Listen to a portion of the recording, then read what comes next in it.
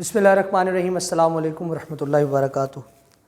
अच्छा बेटा, आज आपको बुलाने का जो मकसद है और ये जो इंशाअल्लाह ताला 45 मिनट का तकरीबन सेशन होगा, इस सेशन के अंदर आपके एकेडमिक मैटर्स में एक बहुत ही इम्पॉर्टेंट इशू को डिस्कस करना है, जिसके लिए आपको आज जहमत दी गई है।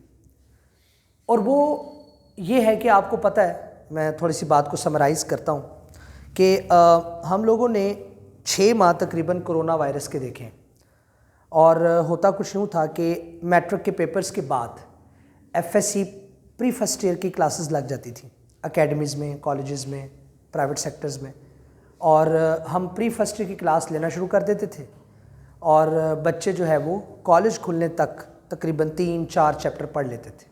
और जब कॉलेज पहुंचते थे तो उनका पहला चैप्टर स्टार्ट होता था रेगुलर कॉलेज में, और ट्यूशन सेंटर्स में या कोचिंग सेंटर्स में उनका जो है वो आगे चल रहा होता था। तो इस तरह से हमें थोड़ा सा टाइम मिलता था ज़्यादा, और हम लोग अपने फर्स्ट ईयर के पेपर्स की अच्छी तैयारी कर पाते थे, 2 या 3 दफ़ा सिलेबस को ख़त्म कर पाते थे।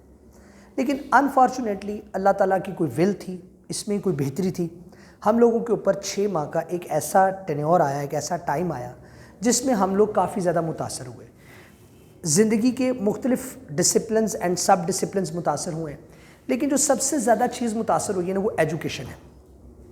एजुकेशन डिपार्टमेंट से मुतल्लक तमाम अफराद मुतासर हुए हैं अपनी अपनी जगहों पर, उनमें चाहे वो टीचर्स हैं, दर्जा चहारम के मुलाजमीन हैं या स्टूडेंट्स हैं, सब लोग मुतासर हुए हैं। अच्छा, अब उसको तो हम ठीक कर नहीं सकते, लेकिन आगे आने वाली चीज़ों को हमें ठीक करना पड़ेगा। इसलिए ठीक करना पड़ेगा क्योंकि गवर्नमेंट ऑफ पाकिस्तान की तरफ से जो हमें एजुकेशनल इंस्ट्रक्शंस आई हैं, जो एजुकेशनल टर्न्स हुए हैं, वो बड़े ड्रास्टिक और बड़े ख़तरनाक हैं। मिसाल के तौर पर सबसे पहली बात तो ये कि आपका सिलेबस जो था वो स्मार्ट हो गया। तकरीबन 30-40% सिलेबस आपका वेव ऑफ कर दिया गया। अच्छा, अब कहने को तो ये बड़ी अच्छी बात लग रही है कि 30% या 40% अगर सिलेबस हमने पढ़ना ही नहीं है, जिसको स्मार्ट सिलेबस कहा गया है, तो उस अगर 30-40% हमारा कोर्स ही इंक्लूडेड नहीं है हमारे बुक क्या, तो फिर तो हमारे लिए बड़ा आसान काम हो गया सिलेबस को कवर करना। जी नहीं, ये एक बहुत बड़ी गलत फहमी है कि हमारा सिलेबस स्मार्ट हो गया है और स्मार्ट होने की वजह से अब हमें जो हमारे लिए काम आसान हो गया है। देखिए, ये मेरी प्रेडिक्शन है, हो सकता है ऐसा ना हो, लेकिन अगर हम अकल के नाखून लें और बात को ध्यान से समझने की कोशिश करें, तो मेरा जहाँ तक ख्याल है कि इस दफ़ा जो फर्स्ट ईयर या सेकेंड ईयर वाले ज़्यादा प्रॉब्लम में है, लेकिन हम बात करें फर्स्ट ईयर के हवाले से, इस दफ़ा जो पेपर है ना, जो सेट होगा आपका एनुअल में, वो आसान नहीं होगा। That won't be an easy paper, या यूँ कह लो कि वो पेपर रेगुलर पैटर्न के मुताबिक नहीं होगा जैसे पहले पेपर आते रहे हैं। ये टीचर के लिए भी एक बहुत बड़ी टास्क है कि इस दफ़ा पेपर स्कीम क्या आएगी, जिसका भी कुछ पता नहीं, कैसे कॉम्बिनेशंस बनेंगे, लास्ट ईयर वाली ही स्कीम चलेगी, लॉन्ग क्वेश्चन यानी एक्सटेंसिव क्वेश्चन का जो चैप्टर्स के कॉम्बिनेशन है वो कैसे होंगे, इसके बारे में कोई आइडिया नहीं इस वक्त। हो सकता है पुराना पैटर्न ही बता दिया जाए, पुरानी स्कीम के मुताबिक ही पेपर आना है, और हो सकता है कोई नई स्कीम दे, और ये भी हो सकता है कि पेपर बिल्कुल ही अजीबोगरीब अंदाज में आ जाए। हमें हर तरह के मुश्किल से मुश्किल हालात के लिए ख़ुद को तैयार करना पड़ेगा। मेरी बात फॉलो कर रहे हैं आप लोग? तो पहली बात तो ये कि स्मार्ट सिलेबस हो जाने की खुशी से बाहर आ जाए, ये चीज़ अब मैटर नहीं करेगी। और मैं डर रहा हूँ इस स्मार्ट सिलेबस के आने से, मैं डर रहा हूँ एज बीइंग अ टीचर कि मुझे बच्चों को तैयारी कैसे करानी है, मुझे क्या लाहा अमल इख्तियार करना है कि मेरे बच्चे केमिस्ट्री, फिजिक्स, बायोलॉजी या मैथ्स या इंग्लिश या उर्दू में अच्छा स्कोर कर सकें, क्योंकि FSc is the gate of life. FSc से ही आपका डिफाइनिंग मोमेंट्स आएंगे लाइफ के, कि आपने आगे लाइफ में क्या करना है, यूनिवर्सिटी जाना है या आपने घरों में बैठना है। ठीक है, तो प्रॉब्लम अब ये है कि पेपर कैसा आएगा we don't know, we don't have any idea. लेकिन हम हाथ पे हाथ धर के भी नहीं बैठ सकते, हमारे पास थोड़ा सा टाइम बचा है। उस टाइम को हमने इस तरह से यूटिलाइज करना है कि उसमें स्मार्ट वर्किंग के ज़रिए, ये वर्ड आपकी ज़िंदगी के लिए बहुत इंपॉर्टेंट है, स्मार्ट वर्किंग। स्मार्ट वर्किंग के ज़रिए हम लोगों ने कोशिश करनी है कि हम पेपर्स में अच्छा स्कोर अटेम्प्ट कर सकें, स्कोर अटेन कर सकें। अब पेपर अच्छे तरीके से अटेम्प्ट कर सकें और अच्छा स्कोर अटेम्प्ट गेन कर सकें। अब प्रॉब्लम यह है, यहाँ पर जो मसला आ रहा है कि हम तैयारी कैसे करें। उसके लिए अल्हम्दुलिल्लाह सुम्मा अल्हम्दुलिल्लाह ऑक्सब्रिज एकेडमी ने पूरा एक लाया अमल इख्तियार किया है, जो इंशाल्लाह यहाँ पर इस इलाके में, या शायद ये बात कहना कोई फ़ख्र की बात नहीं है, हमारी एक हम्बल अटैम्प्ट है, हमारी एक स्मार्ट अटैम्प्ट है, हमारा एक स्मार्ट मूव है जो हम लेने जा रहे हैं। और इंशाअल्लाह ताला मुझे अल्लाह के यहाँ बड़ी उम्मीद है कि जब नेक नियति के साथ, खलूस नियत के साथ, अल्लाह की रज़ा की खातिर हम मेहनत करते हैं ना, स्मार्ट वर्क करते हैं। मेहनत इतनी इंपॉर्टेंट नहीं होती, बहुत इंपॉर्टेंट होती है, बट ज़्यादा टेक्निकल काम होता है स्मार्ट वर्क। अगर आप साफ़ नियत के साथ, नेक नियत के साथ स्मार्ट वर्किंग को लेकर चलते हैं और अपने पेपर्स की तैयारी करते हैं, तो वो वक्त दूर नहीं कि आप इंशाल्लाह इस क्रिटिकल कंडीशंस में भी अच्छे मार्क्स ले जाएं। देखिए दोनों पॉसिबिलिटीज़ हैं, हो सकता है पेपर आसान भी हो। मेरी प्रिडिक्शन है ना, इतना स्मार्ट, इतना सिलेबस को श्रिंक कर दिया है कि डाउट होने लग पड़ा कि पेपर पता नहीं अब कैसा आएगा, पेपर पता नहीं अब कैसा आएगा। इस कदर सिलेबस को रिड्यूस कर दिया गया। तो दो पॉसिबिलिटीज़ हैं, या तो पेपर बहुत मुश्किल आ सकता है, या पेपर बहुत आसान आ सकता है, या पेपर रेगुलर पैटर्न के मुताबिक आ सकता है। लेकिन हम अपने आप को वर्स्ट के लिए तैयार करेंगे, हम ड्रास्टिक कंडीशंस के लिए तैयार करेंगे कि हमारे साथ कुछ भी हो सकता है, पेपर कैसा भी आ सकता है, हम क्या कर लेंगे। ठीक है, अब जो ऑक्सब्रिज एकेडमी है वो FSC पार्ट 1 और पार्ट 2 के स्टूडेंट्स के लिए एक बहुत टेक्निकल काम लेकर आई है। उस टेक्निकल काम को करने से पहले आपको समझाना ज़रूरी है कि वो है क्या, ताकि आपके जहन में जो उससे रिलेटेड प्रॉब्लम्स क्रिएट हों या कोई आपके जहन में इंड्यूस करे, उसका आप ना सिर्फ अपने आप को आंसर कर सकें बल्कि उसको भी आंसर कर सकें। ऑक्सब्रिज एकेडमी ने फिज़िक्स, केमिस्ट्री, बायोलॉजी की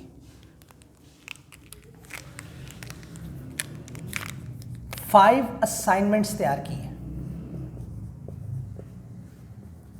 5 असाइनमेंट्स जी, 5 असाइनमेंट्स।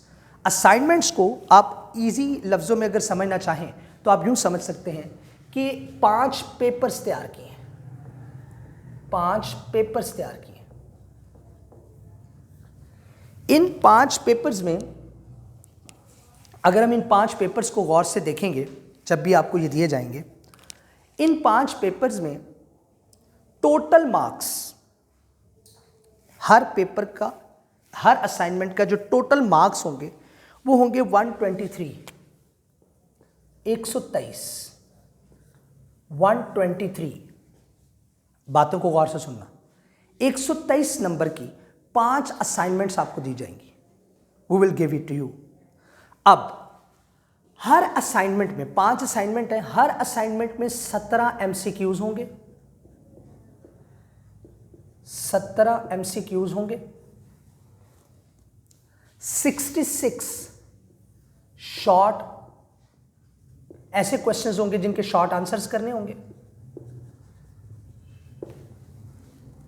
क्लियर? 66 मार्क्स के, और 50 मार्क्स के आपको लॉन्ग क्वेश्चंस दिए जाएंगे, यानी कि एक्सटेंसिव क्वेश्चंस, लॉन्ग क्वेश्चंस।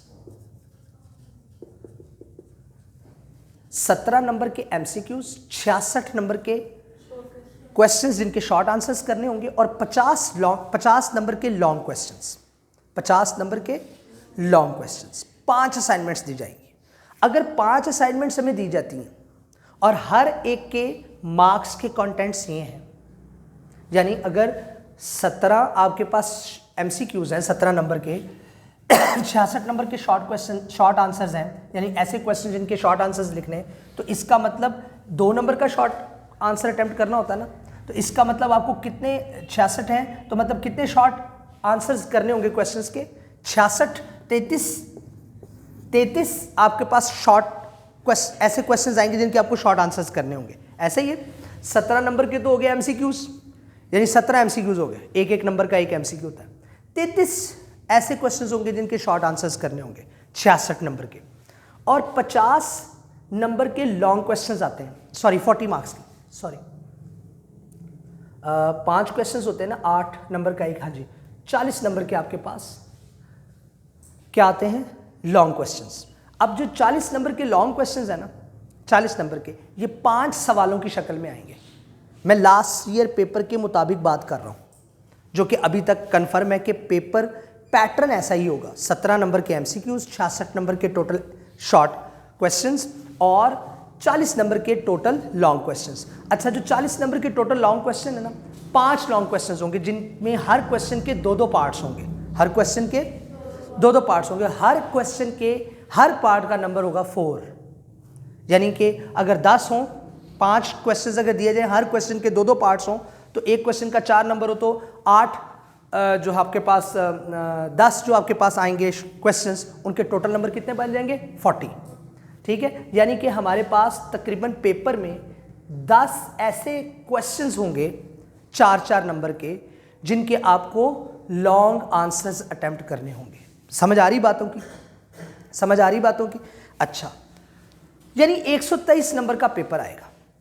अब अगर हम एक असाइनमेंट में 17 एमसीक्यूज पढ़ते हैं with reasons, MCQs with reasons, that is most important thing. एक एमसीक्यू होता है जिसका आपको आंसर बता दिया जाता है, इसका आंसर बी है, इसका आंसर सी है, इसका आंसर डी है। तो अगर एक दफ़ा किसी एमसीक्यू का आंसर पता भी चल जाए ना विदाउट रीज़न, तो वो तकरीबन भूलता नहीं है। गधे को ही भूल सकता है, इंसान को नहीं भूल सकता किसका ये आंसर था, ठीक है ना। लेकिन अगर हम उसको रीज़न से पढ़ लें, अगर हम उसको रीज़न के साथ पढ़ लें कि इसका आंसर ये क्यों है, तो फिर वो भूल नहीं सकता, फिर वो कभी भी नहीं भूल सकता। एक चीज़ होती है आंसर का पता होना, इसका सी ऑप्शन सही है, इसका डी ऑप्शन सही है। एक होता है आपको रीज़न भी पता हो कि इसका आंसर इस वजह से ये सही है, तो फिर आपको वो कभी भी नहीं भूलता। ठीक हो गया। शॉर्ट आंसर्स लिखते वक्त स्टूडेंट बहुत गलती करता है। वो गलती क्या करता है, वो गलती ये करता है कि वो समझ लेता है कि इसको भी मैंने एक्सप्लेन करना है। इवन कि हमारी सिलेबस की सितमज़रफ़ी देखिए, एक्सरसाइज में कई ऐसे शॉर्ट क्वेश्चन है जिसकी स्टेटमेंट लिखने के बाद आगे कहता है एक्सप्लेन, आगे कहता है एक्सप्लेन। एक्सप्लेन का मतलब होता है वजाहत करना, उसका शॉर्ट आंसर फिर हम क्या लिखें। शॉर्ट आंसर्स की एक टेक्निक है जो इंशाल्लाह ताला हम इन क्रैश प्रोग्राम के अंदर मुकम्मल करेंगे। वो क्या टेक्निक है वो हम इंशाल्लाह समझेंगे। शॉर्ट आंसर की लेंथ कितनी होनी चाहिए, ये एक बहुत बड़ा क्वेश्चन मार्क है। बच्चे को पता ही नहीं है कि मैंने शॉर्ट आंसर कितना लिखना है। एक क्वेश्चन पूछा गया है तो क्या लिखना है। फॉर एग्जाम्पल आपसे पेपर में सवाल पूछता है जी, मैं मिसाल दे रहा हूँ कि हाउ कैट आइन इज फॉर्म्ड, कैट आइन बनता कैसे है। तो अब बच्चा पता क्या करेगा, सबसे पहले कैट आइन की डेफिनेशन ठोक देगा, फिर कैट आइन की एग्जाम्पल ठोक देगा, फिर उसके बाद वो क्या करेगा, बताएगा कि जी कैट आइन ऐसे बनता है। अब ये जो 2 ऊपर चीज़ें आपने लिखी है ना, ये बिल्कुल बेकार लिखी। उसने आपसे पूछा ही नहीं कि डिफाइन कैट आइन, उसने पूछा है नहीं पूछा। उसने कहा कैट आइन बनता कैसे। आप कहोगे when an atom loses its valence electron that atom will be converted into cation. जब एक एटम अपने आउटर मोस्ट ऑर्बिट से इलेक्ट्रॉन ड्रॉप कर देता है, तो जब आउटर मोस्ट ऑर्बिट से वो इलेक्ट्रॉन ड्रॉप कर देगा तो वो कैटाइन बन जाता है। उसके साथ आप एक एग्जांपल ठोक दें, ये है एक सही आंसर। अगर आप कैटाइन की डेफिनेशन पकड़ लेंगे, फिर उसकी एग्जांपल पकड़ लेंगे, फिर उसके बाद बताएंगे कैटाइन बनता कैसे, फिर उसके बाद उसकी एग्जांपल देंगे, टाइम वेस्ट, पेपर का जो पार्ट जिस पे आप ये लिख रहे हैं वो वेस्ट, और एग्जामिनर की नज़र में आपका इंपैक्ट अच्छा नहीं बन पाएगा। शॉर्ट आंसर्स लिखते वक्त you must be very relevant, आपको बहुत ज़्यादा रेलिवेंट रहना पड़ता है। ठीक है जी। तो हम इस क्रैश प्रोग्राम की क्लासेस में सबसे पहले तो एमसीक्यूज को रीजंस के साथ पढ़ेंगे, प्लस हम शॉर्ट आंसर्स को फोकस करेंगे। जो आपके पेपर का एक मेजर पोर्शन है उसको अटेम्प्ट कैसे करना है, that is most important thing. ठीक है। तो अब देखिए, अगर हम लोग 5 असाइनमेंट्स करते हैं, अगर हम 5 असाइनमेंट्स मुकम्मल पढ़ लेते हैं, तो इसका मतलब यह है कि हम लोगों ने हर असाइनमेंट में 17 एमसीक्यूज थे ना, कितने थे, 17। अगर 5 असाइनमेंट करते हैं तो 17 को जरा 5 से मल्टीप्लाई करो, क्या आता है, 17 मल्टीप्लाइड बाय 5, 85। क्यों भाई, 85 ही आता है, क्यों भाई 85 आता है, फिर भी देख लें 85 आता है। 17 को 5 से मल्टीप्लाई करो क्या आता है, हम करके ना देख लें। आप लोगों के ऐसे फ्यूज उड़ गए हैं जी। 5 multiplied by 7 is equal to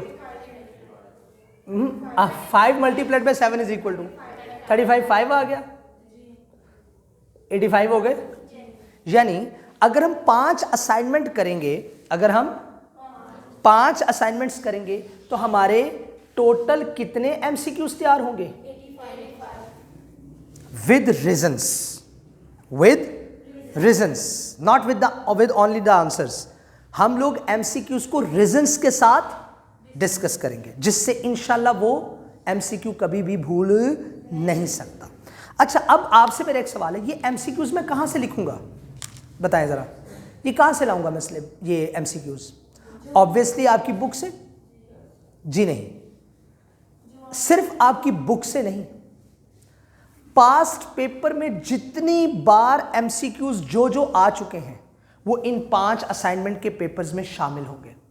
smart syllabus के एग्जैक्टली अकॉर्डिंगली, स्मार्ट सिलेबस के अकॉर्डिंगली जो एमसीक्यूज किसी टॉपिक से बिलोंग करता है और वो पेपर में आ चुका है पिछले 5 साल पेपर में, वो सारे के सारे MCQs with reasons in 5 assignments में मौजूद होंगे। मेरी बात फॉलो कर गए? तो जब आप 85 एमसीक्यूज याद कर लेंगे ना विद रीजंस, तो दुनिया की कोई ताकत आपको एमसीक्यू अटेम्प्ट करने से नहीं रोक सकती। कौन से एमसीक्यूज? जो बोर्ड में आने हैं। बोर्ड में कितने नंबर के आने हैं? 17 मार्क्स के। आपने 85 एमसीक्यूज किए होंगे विद रीजंस। तो अगर एग्जैक्ट स्टेटमेंट के साथ एमसीक्यू ना भी आया ना, फिर भी आप उसे अटेम्प्ट कर लोगे, क्योंकि एमसीक्यूज वो अपने फुफ्फो के घर से तो नहीं ना लेकर आएगा, लाएगा तो सिलेबस से ही ना। उसके पास पेपर बनाने के लिए टेक्स्ट बुक ही है ना, और तो कहीं से पेपर नहीं बना सकता वो। तो टेक्स्ट बुक में जो एमसीक्यूज है टॉपिक से रिलेटेड एक्सरसाइज में, और किसी भी टॉपिक में जो एमसीक्यू बन सकता है वो, और जो पास्ट पेपर्स में आ चुके हैं वो, जब हम 85 एमसीक्यूज ये सारे मिला के कर लेंगे विद रीजंस, तो फाइनल में 17 मार्क्स के एमसीक्यूज 17 के 17 आप ठीक करके आएंगे, और दुनिया की कोई ताकत इंशाल्लाह आपको रोक नहीं सकेगी। क्लियर हो रही है मेरी बातें? अब आ जाओ शॉर्ट आंसर्स की तरफ। अगर एक पेपर में 33 शॉर्ट क्वेश्चंस हों, लास्ट ईयर जो स्कीम थी उसके मुताबिक 33 क्वेश्चंस दिए जाते थे जिनके शॉर्ट आंसर्स अटेम्प्ट करने होते थे, उनमें से 22 के करने होते थे। कितने करने होते थे? 44 मार्क्स के।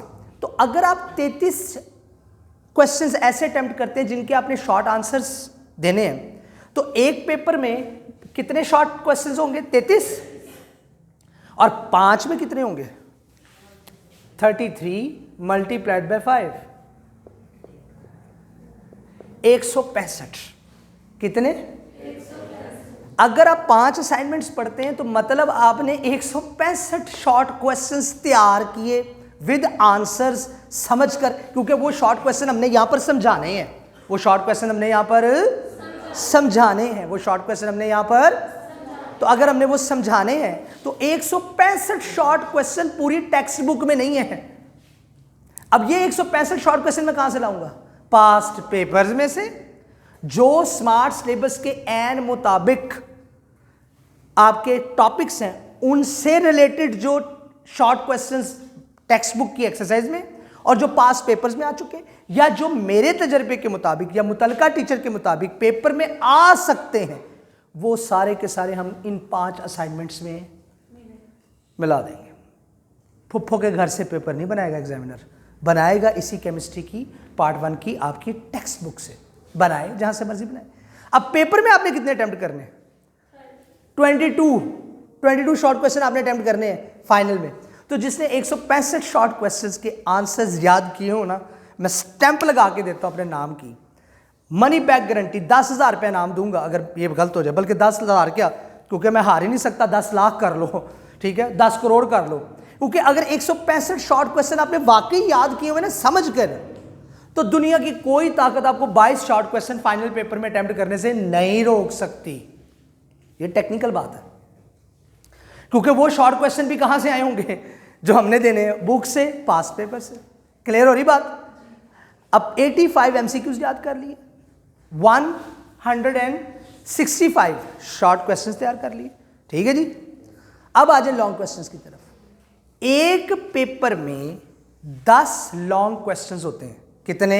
10। Last year paper pattern paper scheme के मुताबिक उन 10 लॉन्ग क्वेश्चंस में 2 क्वेश्चन उन यानी 5 लॉन्ग क्वेश्चंस में जिनके 2-2 पार्ट्स होते थे, इसलिए मैं 10 कह रहा हूं। 2 ऐसे क्वेश्चंस थे जिनके साथ न्यूमेरिकल अटैच होता था, जिनके साथ न्यूमेरिकल अटैच होता था। फर्ज करो उस न्यूमेरिकल को भी आप शामिल कर लो, इस दफा भी शायद स्कीम वैसे ही आए।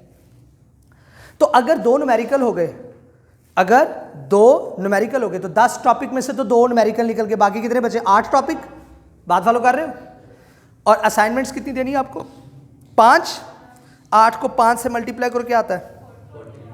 हाँ 45।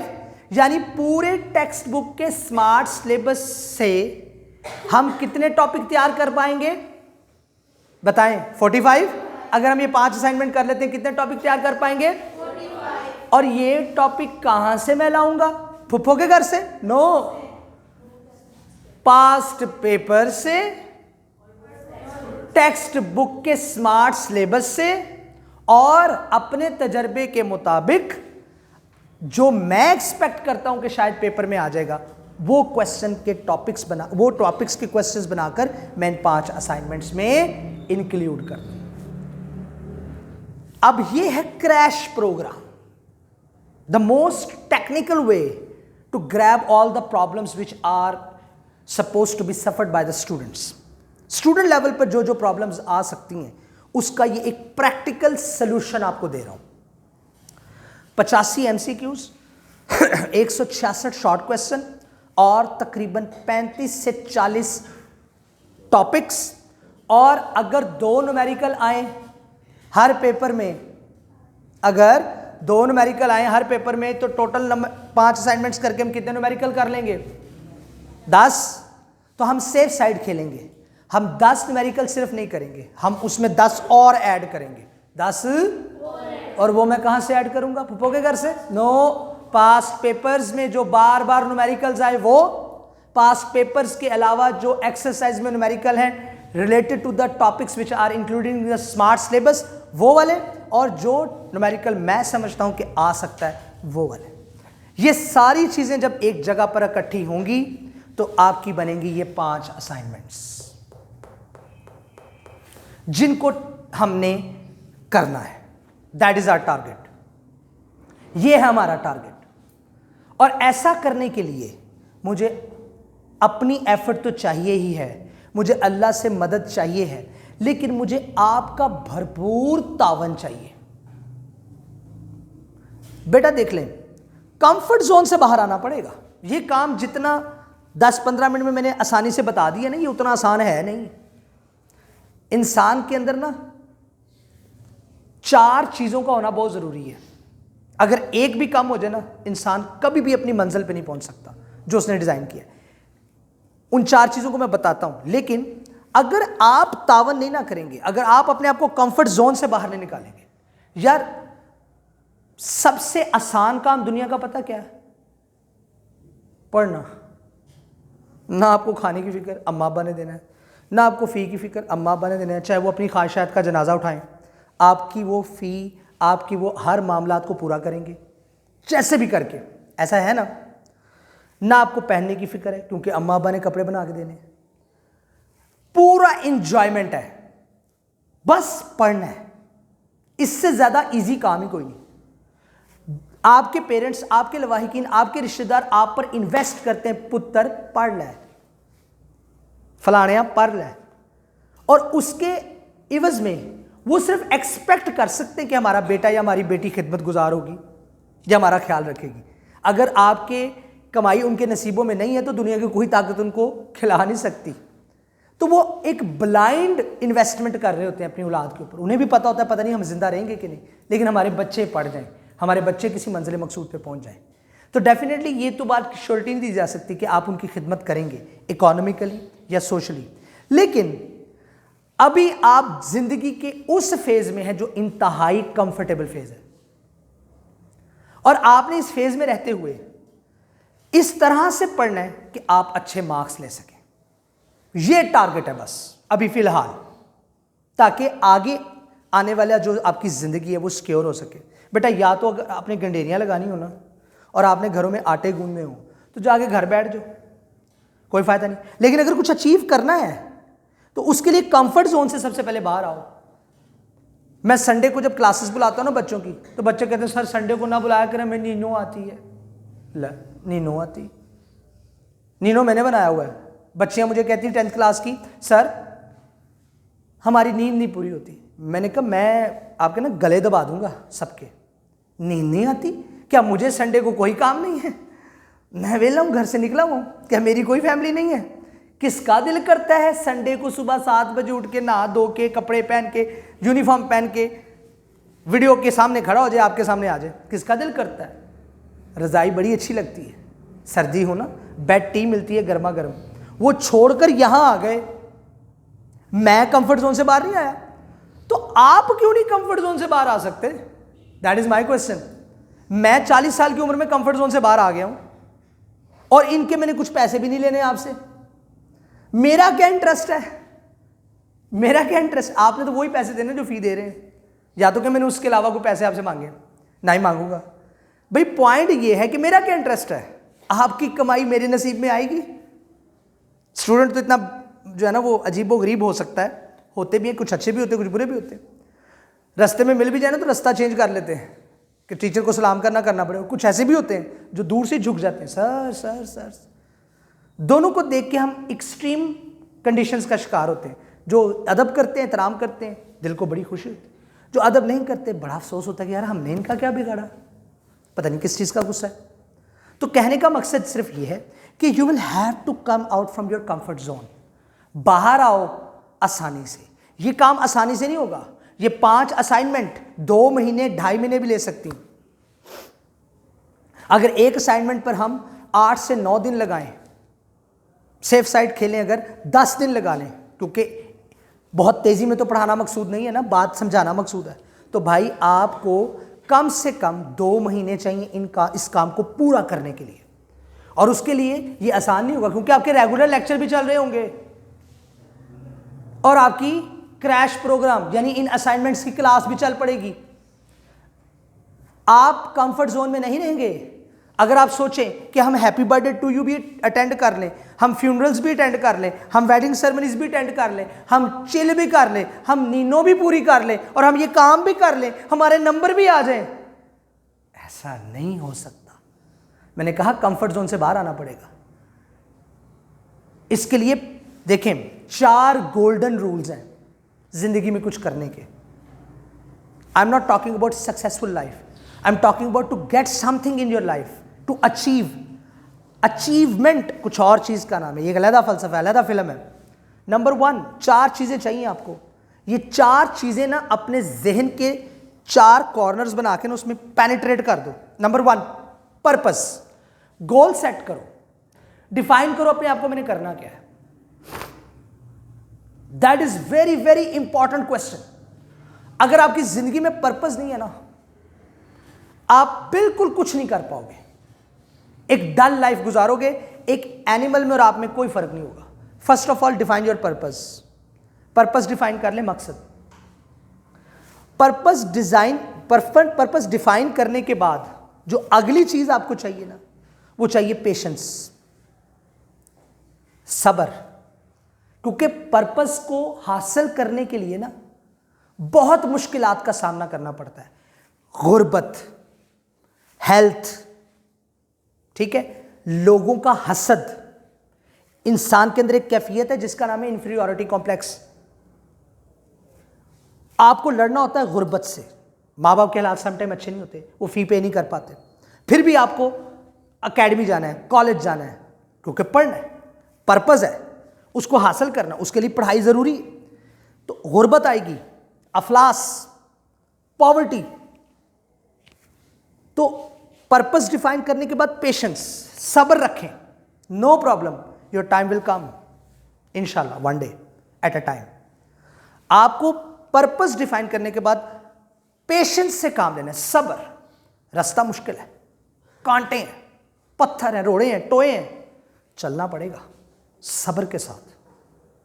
और सम टाइम पहली चीज मैंने बताई पर्पस, दूसरी चीज मैंने क्या बताई, पेशेंस। मकसद को हासिल करना है और उस ट्रैक पर चलने के लिए जो सबसे बड़ा वेपन है ना आपका, वो है पेशेंस। पेशेंस के बाद परसिस्टेंस, ये बहुत कमाल का वर्ड है। Persistence, what does it mean? Persistence क्या चीज है? बाज़ का पता क्या होता है, आपके पास पर्पस भी होता है, आपके पास सब्र भी होता है, पेशेंस भी होता है, लेकिन सम टाइम जिंदगी लॉस एंड प्रॉफिट स्टेटमेंट बन जाती है। सम टाइम लाइफ क्या बन जाती है, लॉस एंड प्रॉफिट स्टेटमेंट। आपको कोई कहता है एरा गहरा, ओ यार बात सुन, तू ये इस काम के पीछे क्यों पड़ा हुआ है? मसलन आपने डॉक्टर बनना है, तो लोग आपको कहने वाले बड़े आ जाएंगे, डॉक्टरी में अब क्या रखा, 5 रुपए की पर्चियां बेचते रहते हैं डॉक्टर। दवा कर इस चीज को, ठीक है, तू कुछ और काम कर ले। आप में पर्पस भी था, आप में पेशेंस भी था, आप बर्दाश्त भी कर रहे थे, लेकिन लॉस एंड प्रॉफिट के चक्कर में आपने अपना पर्पस चेंज कर लिया। No, when you define your purpose, उससे पहले समझो बातों को, पूरा ब्रेन इस्तेमाल करो उस पर्पस को डिफाइन करने के लिए कि मैंने ये करना है। और जब तुम पर्पस डिफाइन कर लो, अब उस मकसद से ना हटो। किसी पर्पस को हासिल करने के लिए कंसिस्टेंट होना, इसको बोलते हैं परसिस्टेंस, यानी साबित कदम रहना है, हिलना नहीं उस बात से। Number 1 purpose, number 2 patience, number 3 persistence, last but not least process. अब इन तमाम बातों को पूरा करने के लिए, मकसद हासिल करने के लिए सब्र अपनाया, साथ मुस्तकिल मजाजी भी अपना ली। अब लास्ट बात जो है वो है प्रोसेस। अब प्रोसेस से गुजरना है, अब प्रोसेस से गुजरना है, और वो प्रोसेस कठिन है। उसके लिए इंतहाई मजबूत इंसान चाहिए, जो लोहा खाता हो नहीं, जो नजरियाती तौर पे बहुत स्ट्रांग हो, उसके कॉन्सेप्ट्स बहुत क्लियर हो, वो मुस्तकिल मिजाजी के साथ, सब्र व तहम्मुल के साथ डटा रहे और प्रोसेस से गुजरे। प्रोसेस के बगैर नहीं कुछ हो सकता। भाई देखो, हीरे मिलते हैं कोयले की कान में, काले स्याह हुए होते हैं, ऊपर धूल जमी होती है, उसको साफ किया जाता है, उसकी कटिंग की जाती है, फिर वो डायमंड बनकर शोरूम में लगता है, या किसी अंगूठी को अंगूठी बनाता है। बात फॉलो कर रहे हो? ज्वेलरी विद डायमंड, क्या वैल्यू हो जाती है उसकी? बहुत बड़ी वैल्यू हो जाती है। पर डायमंड भी पत्थरों में ही मिलता है। अब आप भी पत्थर ही हैं, but you can be a diamond. और उस डायमंड वाली सिफात को हासिल करने के लिए आपको एक प्रोसेस से गुजरना पड़ेगा। वो प्रोसेस बहुत मुश्किल है। उस प्रोसेस के लिए आपको अपने आप को बनाना पड़ेगा, अपना माइंड सेट करना पड़ेगा, माइंड को स्ट्रांग करना पड़ेगा। क्योंकि जो काम मैं कह रहा हूं ना, ये लग बहुत आसान रहा है। 10 मिनट में मैंने ये बात ख़त्म कर दी है कि हमने टारगेट सेट कर लिया, 85 MCQs अटैम्प्ट करने हमने विद रीजंस, 166 शॉर्ट क्वेश्चंस याद करने और 40 लॉन्ग क्वेश्चंस याद करने, 50। ये काम, ये बात 2 मिनट में हो गई, लेकिन इसको करना उतना ही मुश्किल है। तो मेरी आप सबसे रिक्वेस्ट है कि जब ये असाइनमेंट्स आपको मिल जाएं, 2 दिन बाद आपको पहली असाइनमेंट मिल जाएगी इंशाल्लाह। उसके बाद आप अपने आप को तैयार कर लो कि हमने अब ये करना है और करना है, और हमें तकलीफें आनी है, हम परेशान होंगे, रातों को जागना पड़ेगा। ये सारी बातें, ये आसान रास्ता नहीं। जो चल सकता वो चले, जो नहीं चल सकता नो प्रॉब्लम, वो अपनी रेगुलर क्लास तो ले ही रहा है। कंफर्ट जोन से बाहर आ जाए और अपना माइंड सेट कर ले, अपना माइंड सेट कर ले। जो चलना, जिसको चलना आता है वो भागना सीखे, अब जिसको भागना आता है वो उड़ना सीखे, फिर ये काम मुकम्मल होगा। और यही मेरी आज की डिस्कशन थी कि आप लोग अपना माइंड सेट कर लें।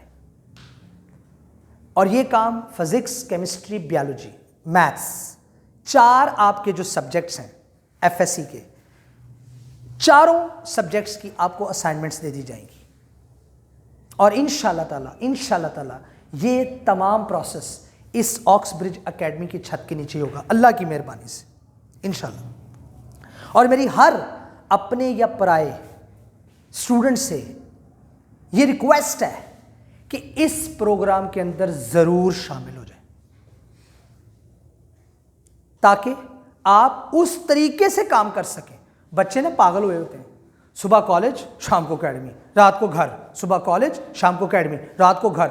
अम्मी कहती हैं ओए होए मेरा बेटा तो बड़ा ही पढ़ रहा है, बड़ा ही पढ़ाकू बेटा हो गया। लॉरी ये पढ़ को कहते हैं पढ़ मेरा बेटा वो पढ़ाइयाँ करता है, वो भाई खाक पढ़ाइयाँ करता है। सुबह वो कॉलेज जाता है, टीचर पढ़ाता है वो तो नहीं पढ़ता, इवनिंग में एकेडमी जाता है, वही चीज़ जो सुबह पढ़ी होती है वही शाम को पढ़ने आता है। कितना अक्लमंद है। और फिर रात को आता है, अम्मी अब्बू से खिदमत भी कराता है, उनसे पैसे भी लेता है और सो जाता है। मेरे बेटे ने बहुत पढ़ाई की, और पढ़ाई नहीं की, पढ़ना तो शुरू होगा जब वो किताबों के साथ लड़ेगा। जो पढ़ा है सारा दिन में, जो सुना है सारा दिन में, वो उसको घर में याद करने में कितना टाइम लगाता है, that is the important thing. वो है पढ़ाई। तो अगर आप मॉर्निंग में कॉलेज जा रहे हैं, जो पढ़ाया जा रहा है वहां पर वही इवनिंग में पढ़ रहे हैं, तो आपकी बेवकूफ़ी पे मेरे लिए तालियां, आपके लिए तालियां होनी चाहिए। Very good. पागल हो या जानबूझ के पागल बन रहे हो? भाई एकेडमी जाएं अगर आपको कोई प्रॉब्लम है, लेकिन कम से कम अपना माइंड सेट ये करें कि मैंने एकेडमी में वो चीज़ पढ़नी है जो मैं कॉलेज में नहीं पढ़ रहा, ताकि मेरा कम वक्त में सिलेबस कवर हो। ठीक है जी। एक बात को दो दो दफा पढ़ने की कोई जरूरत है? फिलहाल थोड़ा सा टाइम है, स्मार्ट सिलेबस भी हो चुका है, लेकिन काम वो करें जो कॉलेज में ना हो रहा हो। एकेडमी वो ज्वाइन करें जहां पर बरक्स काम हो रहा हो, डिफरेंट काम हो रहा हो, जिसका फायदा ज्यादा हो, और आपको पढ़ने का टाइम मिले घर में, याद करने का टाइम मिले घर में। तो मेरी आप सबसे ये रिक्वेस्ट है कि आप खुद का भी माइंड सेट करें, और जो आपके गिरदो नवा में लोग हैं, स्टूडेंट्स हैं, कलीग्स हैं, आपके क्लास फेलोज हैं, उनको भी कहें कि हमारे पास एक गोल्डन चांस है ऑक्सब्रिज एकेडमी में ये क्रैश प्रोग्राम को स्टार्ट करने का, और इसकी बिल्कुल एक मुनासिब सी फी है। यानी कि जो बच्चे यहां पे पढ़ रहे हैं वो तो उसी फी में पढ़ेंगे, और जो क्रैश प्रोग्राम की हमारी ये असाइनमेंट की क्लास है, जो बाहर से बच्चा आता है, उसके लिए सिर्फ 500 रुपीज़ पर सब्जेक्ट है, जो कि एक माकूल तरीन फ़ी है। यानी कि अगर 3 सब्जेक्ट पढ़ता है तो उसे कितने पैसे देने पड़े? 1500 रुपये। जो बड़े बड़े ब्रांड्स बने, ज़रा उनके पास जाकर देख लें वो कितने पैसे ले रहे हैं, कहने की ज़रूरत नहीं है। ठीक है, तो 1500 में अगर आप 2 महीने ये क्लास ले लें तो मैं गारंटी से कहता हूँ, ये मैं आप लोगों के लिए नहीं कह रहा, ये उन लोगों के लिए कह रहा हूँ जो बाहर से आएंगे। कई स्टूडेंट्स थे जिन्होंने आज इस सेशन में आना था, अनफॉर्चुनेटली नहीं आ सके। मैंने टाइम 8 बजे का रखा था, आए पता क्यों नहीं? सर मैं सोया हुआ था, नहीं दिल कर रहा था आने को। कल वो मुझे ये कहेंगे मैंने दूर से आना था, मैंने चाय नहीं पी, मुझे रोटी नहीं मिली, मैं कैसे आता, बस सर लेट थी। असल में वो एंथुसियास्टिक अप्रोच ही नहीं है, वो करंट ही नहीं है ज़िंदगी में। करना क्या है खाक। मैंने कहा कंफर्ट जोन से बाहर आना पड़ेगा। आगे आएंगी धुंधें, आगे आएगी फ्रीजिंग सर्दी, लाहौर की सर्दी जो हड्डियों में बढ़ती है। सुबह सुबह नहीं कंबल छोड़ा जाएगा, चाय पिए बगैर नहीं आया जाएगा, नाश्ता कोई सुबह सुबह इतनी जल्दी नहीं उठ के बना के देगा, लेकिन आना पड़ेगा क्योंकि ज़िंदगी में कुछ अटेन करना है। ठीक है बेटा जी, इसके साथ ही